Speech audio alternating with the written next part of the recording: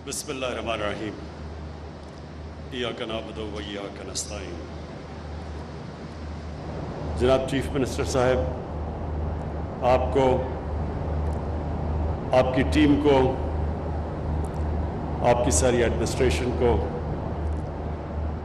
और मैं ख़ास तौर पे इमरान अमीन आपको आज मैं खराज तहसीन पेश करना चाहता हूँ, क्योंकि ये हमारा एक पाकिस्तान की तारीख़ का एक बहुत बड़ा प्रोजेक्ट, हम उस रास्ते के ऊपर निकले हुए हैं।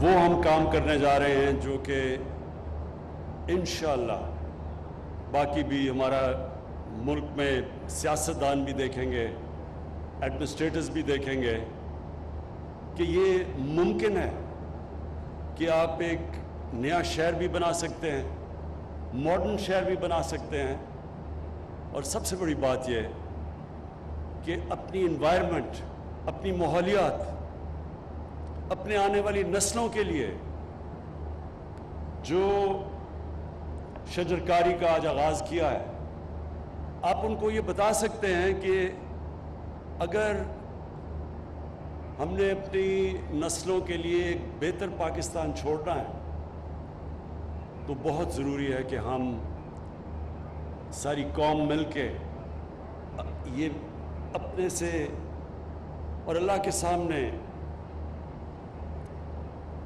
हम ये अहद कर लें कि हमने अपने मुल्क को हरा करना है। जो अल्लाह ने इतनी ज़्यादा नेमतें बख्शी हैं पाकिस्तान को, हमने उसका शुक्र अदा करना है, उन नेमतों का ध्यान रख के। मैं जब इस मुल्क में पहली जनरेशन बड़ा हुआ हूँ तो मैंने अपनी आंखों के सामने पाकिस्तान में जंगलात को तबाह होते देखा। वाइल्ड लाइफ, हर किस्म, पाकिस्तान में हर किस्म का जानवर था। आहिस्ता आहिस्ता हमारी जैसे जैसे जंगलात गए, हमारे जानवर भी कम हो गए। और फिर ये हमने, क्योंकि मैं लाहौर में बड़ा हुआ, तो लाहौर की माहौलियात की तबाही देखी। लाहौर का मीठा पानी था, सब नलके से पानी पीते थे, देखते देखते वो पानी तबाह हुआ, फिर माहौलियात तबाह हुई। लाहौर में तो ये इस तरह की पोल्यूशन कभी थी नहीं। लाहौर तो सिटी ऑफ गार्डन समझा जाता था। तो आहिस्ता आहिस्ता ये हालात देखे कि हमें ये खौफ आता है सुन के कि हमारे बच्चे और हमारे बूढ़े जो लाहौर में बड़ा हो रहे हैं, जो पोल्यूशन की सतह है, जो लेवल्स हैं, वो इतने ऊपर चले गए हैं कि बच्चों की भी जानें खतरे में है और बूढ़ों की भी। हर किस्म की बीमारी है जो जिस लेवल की पोल्यूशन पहुंच गई है लाहौर में। और फिर जो पानी है वो नीचे जा रहा है, और वो पानी पीने के अलावा तो छोड़ो, जो हम इस रावी के अंदर सीवरेज, सारी लाहौर की सीवरेज जा रही है, और वो सीवरेज ये याद रखें कि वो नीचे तक जाती है, सिंध तक। सारे लोगों को, ये जब रावी जाता है दरिया सिंध में, तो ये सारी सीवरेज नीचे तक जा रही है। और फिर वो जो पानी, ग्राउंड वाटर जो कंटेमिनेट हो रहा है क्योंकि हम सीवरेज को ट्रीट नहीं कर रहे। तो ये जो प्रोजेक्ट है रावी का, ये सिर्फ लाहौर के मुस्तकबिल के लिए नहीं है, ये पाकिस्तान के मुस्तकबिल के लिए बहुत इंपॉर्टेंट प्रोजेक्ट है। और ये हमें पहले दिन से पता था कि ये मुश्किल है।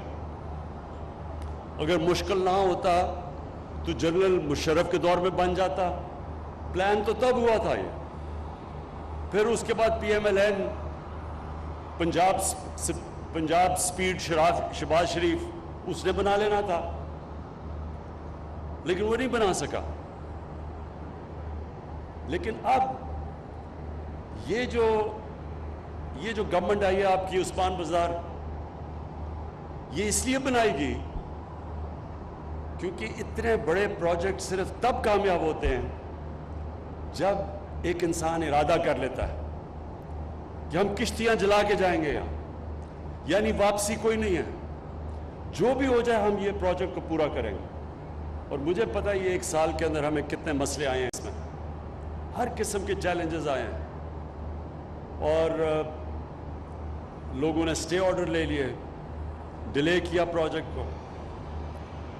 لیکن انشاءاللہ جو ہمارا عزم تھا اس کی وجہ سے آج ہم ادھر ہیں کہ انشاءاللہ اب ہم تقریباً ساری رکاوٹیں دور کر بیٹھے ہیں، اور بھی آئیں گی سامنے. لیکن جو مشکلات تھی شروع میں، اصل میں پروجیکٹ کا جو شروع کرنا وہ سب سے مشکل ہوتا ہے. اصل میں پروجیکٹ فیل شروع میں ہوتے ہیں. ایک دفعہ پروجیکٹ، اتنے بڑے پروجیکٹ کا جب مومنٹم بن جاتا ہے پھر اس کو کوئی نہیں روک سکتا. تو آج جو مجھے خوشی ہوئی کہ ایک نئی چیز اب آئی ہے. ایک تو ہم نے اسمارٹ لاک ڈاؤن لگائے تھے، وہ ساری دنیا بڑی حیران تھی کہ اسمارٹ لاک ڈاؤن کیا ہوتا ہے. مذاق بھی اڑا، لیکن اللہ کا شکر ہے کہ جو کرونا کو پاکستان نے جس طرح ڈیل کیا، دنیا میں مثال دی جاتی ہے پاکستان کی. ٹاپ 3 ملک ہیں اسمارٹ لاک ڈاؤن کا استعمال کیا. اب یہ اسمارٹ فارسٹ بن رہا ہے. تو اسمارٹ فارسٹ کا مجھے آج بڑی خوشی ہوئی یہ بریفنگ لے کے اسمارٹ فارسٹ پہ، کہ اب ہم نے ہواوے کے ساتھ ٹیکنالوجی کا استعمال کیا. اور ٹیکنالوجی کا کس طرح استعمال کہ ہم تقریباً ہر پودے کا اس کی گروتھ دیکھ سکیں گے. یہ ہے ٹیکنالوجی، یہ جو دنیا آگے بڑھ رہی ہے اس کا جو پازیٹیو امپیکٹ ہے یہ کہ ہم اب یہ دیکھ سکیں گے پودا کس ریٹ پہ بڑھ رہا ہے. جو سب سے مجھے خوشی یہ ہے کہ یہ جو مشینیں درخت کاٹنے کی، جو یہ 100 مشینز ہوتی ہیں، وہ اب یہ جو نئی ٹیکنالوجی ہے ایک دم سینسر سے پتہ چل جائے گا کہ یہاں پودا، یہ درخت کاٹا جا رہا ہے. اور پھر درخت کی پوری اوپر سے پتہ چل جائے گا کہ کوئی پرابلم تو نہیں ہے، کوئی درخت اگ نہیں رہے، یا تو ایکٹ کریں گے پہلے. یہ بڑی ماشاءاللہ سائنس کا یہ بہت پازیٹیو فائدہ ہے. اور انشاءاللہ یہ جو اسمارٹ فارسٹ ہے یہ پھر ہم سارے پاکستان میں اس کی مثال دیں گے. ہمارے بڑی افسوس سے کہنا پڑتا ہے کہ بڑے ہمارے درختوں کی تباہی کی گئی. آپ یہ سوچیں کہ 2013 تک سارے پاکستان کی تاریخ میں صرف 64 کروڑ درخت اگائے گئے ہیں، اور صرف پختونخوا میں ہم نے 2013 سے لے کے 2018 تک 1 ارب درخت اگائے. 5 سالوں میں 1 ارب درخت اگائے. ہماری ساری تاریخ میں 60 سالوں میں 64 کروڑ درخت اگائے گئے. اور انشاءاللہ جو اب ہم ٹارگٹ، جس میں یہ بھی شامل ہے، 10 ارب درخت ہم نے لگانے ہیں. یہ سمجھ جائیں کہ 10 ارب درخت کا جو ٹارگٹ ہے ہمارا، جب ہم پہنچیں گے پاکستان بدل جائے گا، موسم بھی بدل جائے گا. جب آپ درخت اگاتے ہیں اس سے موسم کے اوپر بھی امپیکٹ پڑتا ہے، درخت کاٹتے ہیں اس کا موسم پہ امپیکٹ پڑتا ہے. ہماری 3 بہت بڑے مسئلے ہیں. ہمارا سب سے بڑا مسئلہ یہ ہے پانی کا. یہ ہمارا یعنی دنیا میں پانی کا مسئلہ آنے والا ہے. اس کے لیے درخت اگانے بہت ضروری ہیں، کیونکہ جو گلوبل وارمنگ ہے وہ پاکستان کو زیادہ امپیکٹ کر رہی ہے. ہم دنیا میں ان 10 ملکوں میں سے ہیں جو سب سے زیادہ متاثر ہو گئے گلوبل وارمنگ سے. ہمارے دریاؤں کے اندر پانی کم ہوتا جائے گا کیونکہ ہمارے جو گلیشیئرز ہیں وہ تیزی سے میلٹ ہو رہے ہیں. تو انشاءاللہ یہ جو ہماری ٹارگٹ ہے 10 ارب درخت کا، پہلے تو اس کو امپیکٹ کرے گا. پھر شہروں میں پولوشن ہے جو میں نے شروع میں آپ کو کہا.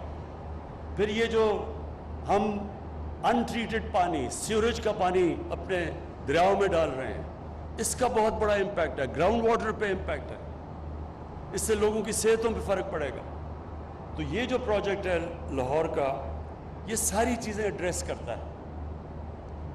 سب سے پہلے یہ ایک پہلی دفعہ پلان کر کے یہاں 1 کروڑ درخت لگائے جائیں گے. 1 کروڑ درخت آپ سوچیں کہ پورا جنگل بن جائے گا. اس سے پھر لاہور کے شہریوں کے لیے، کوئی ٹورزم کے لیے، یعنی جانے کے لیے، بچوں کے ساتھ لوگ باہر نکلنا چاہتے ہیں چھٹی کے دن، کوئی جگہ نہیں ہے لاہور میں. تو یہ انشاءاللہ ایک بہت بڑا ٹورزم کے لیے بھی لاہور سے لوگ آئیں گے ادھر. تو یہ پورا ایک جنگل بھی بن جائے گا اور بڑی پلان قسم کا جنگل ہوگا ٹورزم کے لیے. پھر 3 براجز بنیں گے راوی کے اوپر، پانی کو روکیں گے. جب پانی کو روکیں گے تو لاہور کا جو گراؤنڈ واٹر نیچے جا رہا ہے وہ پھر اوپر آنا شروع ہو جائے گا، اور پھر واٹر ٹریٹمنٹ پلانٹس لگیں گے جو کہ لاہور کا سوریج کا پانی ٹریٹ کر کے دریا میں ڈالیں گے تاکہ نیچے تک ہم لوگوں کی صحتوں کو خطرے میں نہ ڈالیں۔ تو یہ ایک پہلی دفعہ ایک کمپریہنسو پلان بن گیا ہے، اور پھر جو ایک اور بھی چیز کہ اس سے جو نوکریاں ملیں گی لوگوں کو، 10 لاکھ نوکریاں اس سے ملیں گی، اور پھر ہم نے جو ایسٹیمیٹ کیا کہ $40 ارب اکانومی میں آئے گا اس کی وجہ سے، یہ شہر بننے کی وجہ سے۔ $40 ارب کا مطلب کہ تقریباً جتنا پاکستان کا سالانہ بجٹ ہے 22 کروڑ لوگوں کا، وہ جنریٹ کرے گا یہ شہر۔ تو انشاءاللہ اس کا سارا امپیکٹ پڑے گا روزگار کے اوپر، اس کا امپیکٹ پڑے گا ہماری انڈسٹری پہ۔ کنسٹرکشن جب شروع ہوگی تو 30 اور انڈسٹریاں چلنی شروع ہو جائیں گی، اور اس سے پھر ہماری اکانومی بڑھے گی، ہمارا ریونیو کلیکشن بڑھے گا، جو کہ ہم نے اتنے قرضے دینے ہیں تو یہ بڑی چیزیں پاکستان کے مسئلے یہ پروجیکٹ ایڈریس کرے گا۔